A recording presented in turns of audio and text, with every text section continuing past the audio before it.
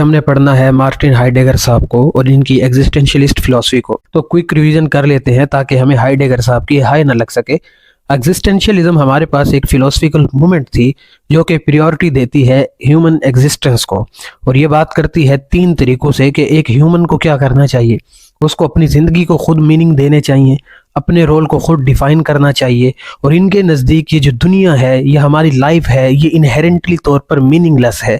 इसका कोई मतलब नहीं है, हमें उठाकर इसमें फेंक दिया गया है और ये दुनिया अब्सर्ड है और इसका कोई मतलब नहीं है। तो हमें खुद आकर क्रिएटिविटी करनी है, थिंकिंग करनी है और अपनी ज़िंदगी को क्या देना है, मीनिंग देना है। और जब हम अपनी ज़िंदगी को मीनिंग दे देंगे तो एग्जिस्टेंशियलिस्ट के मुताबिक हम एक अच्छी ज़िंदगी गुजार लेंगे, जिसे हम ऑथेंटिक लाइफ भी कहेंगे। और ये मैंने फिर ये भी बताया था कि ये क्या कहते हैं कि ये रैशनलिज्म और जो हमारे पास एम्पिरिसिज्म है, रैशनलिज्म यानी कि लॉजिक और एम्पिरिसिज्म यानी कि सेंसरी एक्सपीरियंस के ये उल्ट है। ये कहते हैं कि हम इन पर बात आपने करनी है कर लेना, लेकिन पहले हमारे मौजूद होने के ऊपर तो बात करो, एग्जिस्टेंस के ऊपर तो बात करो। तो इसी तौर के ऊपर ये मूवमेंट आती है जिसे हम एग्जिस्टेंशियलिज्म कहते हैं आम अल्फाज के अंदर। अगर आप मज़ीद समझना चाहते हैं पहले वाली वीडियो लाजमी देखिएगा, जिसमें मैंने सारतर साहब की फिलोसफी को भी एक्सप्लेन किया था। आज का हमारा टॉपिक है मार्टिन हाइडेगर साहब। देखते हैं कि ये क्या फरमाते हैं और हमें क्या समझना है इनके अंदर। लेकिन इससे पहले आप कॉपी पेंसिल को लेकर ज़रूर बैठ जाइएगा, क्योंकि कुछ पॉइंट्स मैं एक्स्ट्रा बताने वाला हूं और समझाने लगा हूं। आपको समझ लगेगी तभी आप पेपर में लिख सकेंगे, और लिटरली अगर आप एज इट इज़ भी लिख देंगे जो मैं बता रहा हूं तो उम्मीद है आपको अच्छे नंबर मिल जाएंगे। लेकिन शर्त यही है कि आप नोट करें और साथ में याद कर लें। तो बिना किसी देरी के मार्टिन हाइडेगर साहब को पढ़ लेते हैं। ये एक जर्मन फिलोसोफर थे और इन्होंने अपनी एक मशहूर ज़माना किताब लिखी है जिसका नाम है बीइंग एंड टाइम इन 1927 के अंदर। और इसके अंदर ये अपने एक सेंट्रल कॉन्सेप्ट देते हैं अपनी फिलोसफी का, जिसका मतलब है डिज़ाइन। अब डिज़ाइन आप याद रख लें, क्योंकि हमारी सारी फिलोसफी वाली सारी बातें इसी के इर्द गिर्द घूमने वाली हैं। अब डिज़ाइन है क्या, ये डिज़ाइन इसको कहते हैं, ये है क्या? इसको रेफर करते हैं ह्यूमन बीइंग से। अगर हम इसका लिटरली मीनिंग देखें, क्योंकि एक जर्मन वर्ड है, तो इसका मतलब है टू एग्जिस्ट, ये बीइंग देयर। तो आप अभी तक की जहन में ये बैठा लें कि डिजाइन का मतलब है ह्यूमन बीइंग की एग्जिस्टेंस। डिजाइन का सिंपल मीनिंग है। आप अभी तक सिर्फ ये जहन में बिठा लें ताकि आपको समझने में आसानी हो और डिज़ाइन का मुकम्मल मतलब बाद में समझ लग जाए। तो अभी तक हमने देखा कि हाइडेगर साहब ने अपनी एक किताब लिखी है बीइंग एंड टाइम, और उसमें एक कॉन्सेप्ट दे दिया है डिज़ाइन या फिर डेजिन का, जिसका मतलब है ह्यूमन एग्जिस्टेंस या टू एग्जिस्ट, अगर लिटरली मीनिंग पे जाए, या बीइंग देयर। अब देखते हैं कि आगे ये क्या कहते हैं। लेकिन आगे जाने से पहले हमें इनके उस्ताद को देखना पड़ेगा। इनके उस्ताद थे एडमंड हुसरल साहब या हजरल साहब। ये क्या कहते हैं, ये कॉन्सेप्ट देते हैं फिनोमिनोलॉजी का। अब फिनोमिनोलॉजी के अंदर दो वर्ड हैं, एक फिनोमना और एक लॉजी, यानी कि फिनोमने की स्टडी को हम फिनोमिनोलॉजिकल कहते हैं। अब ये क्या है, फिनोमना क्या है? बेसिकली फिनोमना हमारे पास एक ऑब्जर्वेबल इवेंट है, ये लिव्ड एक्सपीरियंस है। ऐसा एक्सपीरियंस जो कि हम at the moment real time में कर रहे हैं, वो हमारे पास है फिनोमिनोलॉजी। अब इसके अंदर मजीद अगर हम जाएं तो ये फिलोसफी है किसकी? एक्सपीरियंस की, परसेप्शंस की, ऑब्जर्वेशन की। तो अब आपको समझ लग गई है कि एडमंड साहब ने अपनी फिलोसफी दी है फिनोमिनोलॉजी। ये क्या है? लिव्ड एक्सपीरियंस है कि जो चीज़ हम एक्सपीरियंस कर रहे हैं बस वही है। अगर मैं आपको कहूं कि अगर आप किसी चीज़ को देखते हैं तो आपके पास दो चीज़ें होती हैं। तो आपके पास किसी चीज़ को देखने के दो नज़रिए होते हैं। एक आप खुद से उसको ऑब्जर्व कर रहे होते हैं, और एक वो ऑब्जर्वेशन होती है जो आपको दीगर लोगों से मिलती है। बस आपको ये जहन में बिठाना है, और अब हम आगे चलते हैं। तो एडमंड साहब कहते हैं कि नहीं, फिनोमिनोलॉजी के अंदर हम ये दो चीज़ें इकट्ठी लेकर नहीं चल सकते। हमें यहाँ पर सिर्फ लिव्ड एक्सपीरियंस लेना है, और जो हमारी अजम्पशंस है तो हमने डिस्कार्ड कर देना है, इसको साथ लेकर नहीं चलना। यानी कि ये हमारे पास एक ऐसा तरीका है कि हम फ्रेश आइज़ के साथ इस दुनिया को देखेंगे, उसको इंटरप्रेट करेंगे और उस एक्सपीरियंस में जिएंगे, और वही हमारे पास फिनोमिनोलॉजी होगा। और डिस्क्राइब कर देंगे अपने एक्सपीरियंस को एज इट इज़, जैसे हम देख रहे हैं, विदाउट एनी परसीव्ड नोशन और अजम्पशंस। हम उसके बारे में कोई ऐसी चीज़ नहीं कहेंगे, नहीं सोचेंगे जो हमें हमारे दोस्तों ने बताई है, हमारे इन्वायरमेंट से पता लगी है, साइंटिस्ट ने बता दी है। ना मिठिया ना, हम सिर्फ देखेंगे, जैसे देख रहे हैं वैसे बता देंगे। ठीक हो गया।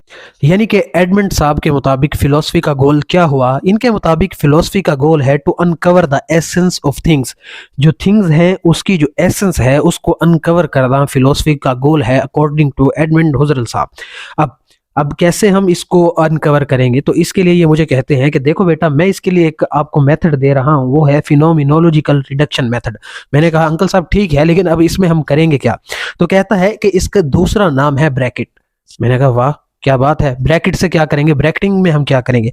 कहता है कि ब्रैकेटिंग के अंदर हमने ये करना है, ब्रैकेट के अंदर हम वो चीज रखेंगे जो हम एक्सपीरियंस कर रहे हैं, और ब्रैकेट से बाहर हम वो चीज रखेंगे जो हमारे पास अजम्पशंस के तौर पर या हमारे पास आउटर नॉलेज मौजूद है।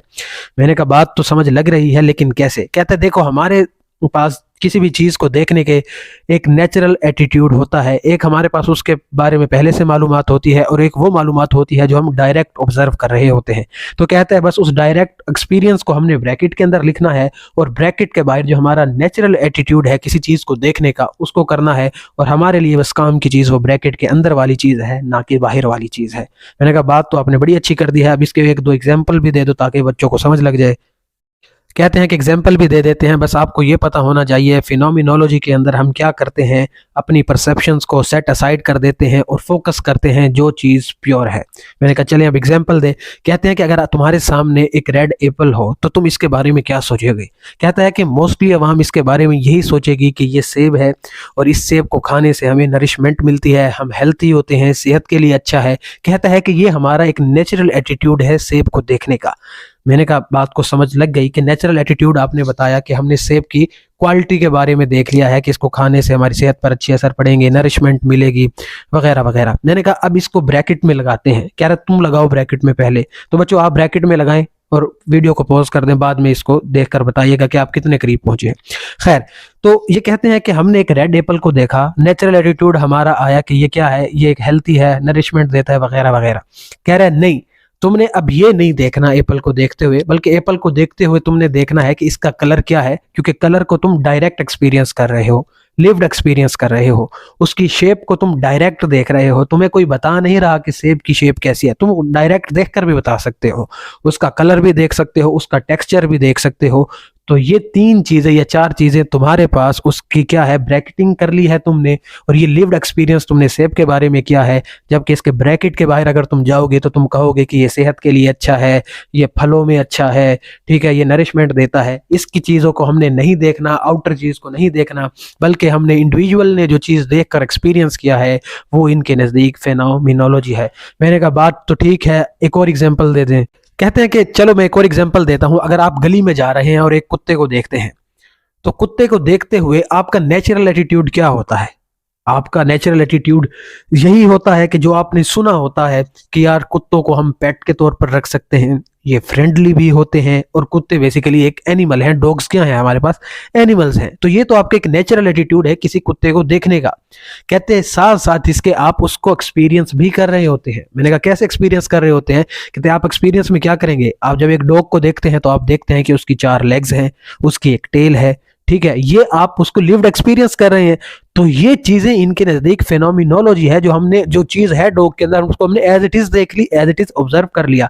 मैंने कहा हमें जो डर वगैरह लगता है कुत्ते को देखकर या डॉग को देखकर, तो ये क्या है? कहता है ये भी तुम्हारा लिव्ड एक्सपीरियंस है, क्योंकि तुम्हें उसको देखकर फौरन से तुम्हारा जो रिएक्शन हो रहा है ये तुम्हारा फिनोमिनोलॉजी है, फिनोमना है। फिनोमना क्या है? एक ऑब्जर्वेबल इवेंट है, और हम ये डॉग को देखकर ऑब्जर्व कर रहे हैं। मैंने कहा समझ लग गई है आपकी फिनोमिनोलॉजी की हमें, कि लिव्ड एक्सपीरियंस होता है हमारे पास, जो चीज को हम देख रहे हैं एज इट इज देख रहे हैं, उसको प्योर इवेंट्स में हम देख रहे हैं, ब्रैकेटिंग कर रहे हैं, अपने नेचुरल एटीट्यूड की जो अजम्पशंस हमने किसी के बारे में सुनी हुई है उस पर अमल नहीं कर रहे। एक वैसे एग्जांपल से समझाता हूं कि हम किसी शख्स से मिले नहीं होते, लेकिन हमने उसके बारे में बहुत कुछ सुना होता है। तो जब हम उससे मिलते हैं तो हम अक्सर कहते हैं कि यार जो तुम्हारे बारे में सुना था तुम तो उससे अलग निकले। तो ये जो उससे अलग निकलना है यही हमारा लिव्ड एक्सपीरियंस है, ना कि उसके बारे में हमने अजम्पशंस के ऊपर आकर कोई चीज कायम कर लेना है। तो ये तो फिनोमिनोलॉजी था। अब हम चलते हैं मार्टिन हाइडेगर की तरफ कि उन्होंने कैसे इनको रिजेक्ट किया है, या कैसे उन्होंने इनको एक्सप्लोर किया है, या कैसे इन्होंने फर्दर अपडेट किया है। कोई लफ्ज भी आप इस्तेमाल। तो हाइडेगर साहब कहते हैं कि हमारे सर ने बताया है कि फिलोसफी का प्राइमरी गोल क्या है, अनकवर करना है एसेंस ऑफ थिंग्स को। तो ये कहते हैं कि ना उस्ताद जी ना। तो हाइडेगर कहते हैं कि जो प्राइमरी फंक्शन है फिलोसफी का वो ये नहीं है कि हमने एसेंस ऑफ थिंग को डिस्क्राइब करना है, बल्कि हमें इंट्रोड्यूस करना है, बल्कि हमें एक्सप्लेन करना है मीनिंग ऑफ बीइंग को, बीइंग के मीनिंग को एक्सप्लेन करना है। अब बीइंग क्या है? बीइंग आप समझ लें एक दुनिया है और इसके अंदर जितनी चीज़ें मौजूद हैं, बीइंग्स हैं जिसमें एनिमल्स हो गए, ह्यूमंस हो गए, ट्रीज हो गए, प्लांट्स, कुछ भी हो गया, ये सारे बीइंग्स हैं और बीइंग एक दुनिया है।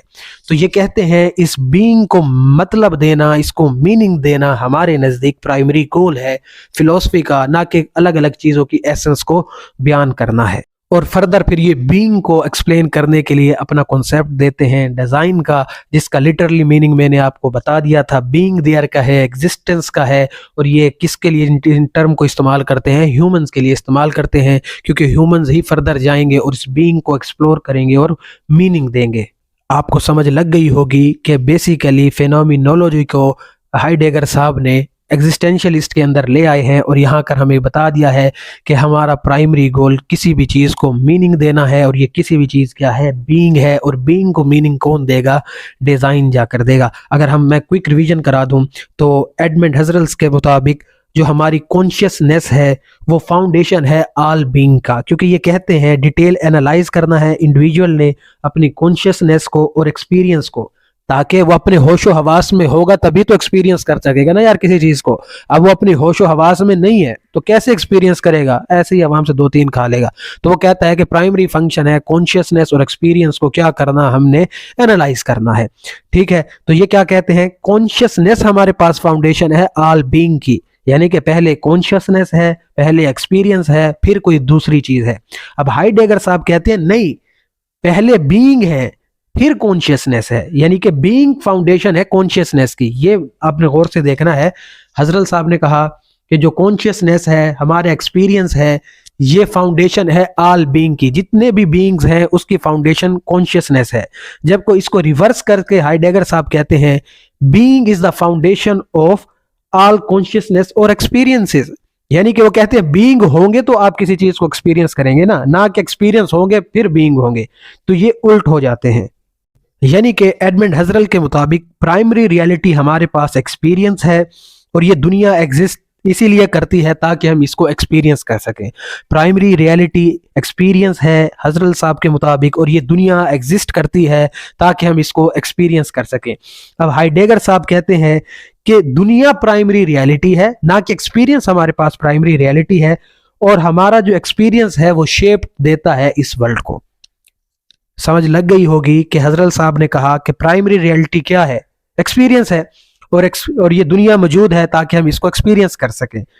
जबकि हाइडेगर साहब कहते हैं कि एक्सपीरियंस प्राइमरी रियलिटी नहीं है, वर्ल्ड प्राइमरी रियलिटी है, दुनिया मौजूद है और हम अपने एक्सपीरियंस से इसको मीनिंग देते हैं, अपने एक्सपीरियंस से इसको शेप देते हैं। तो आपको फेनोमिनोलॉजी का इन दोनों का टर्म्स का मतलब पता लग गया है, हाइडेगर के मुताबिक भी और हजरत साहब के मुताबिक भी। तो आपने अपना आगाज़ इंट्रोडक्शन यहाँ से लेना है अगर ऐसा क्वेश्चन आ जाए।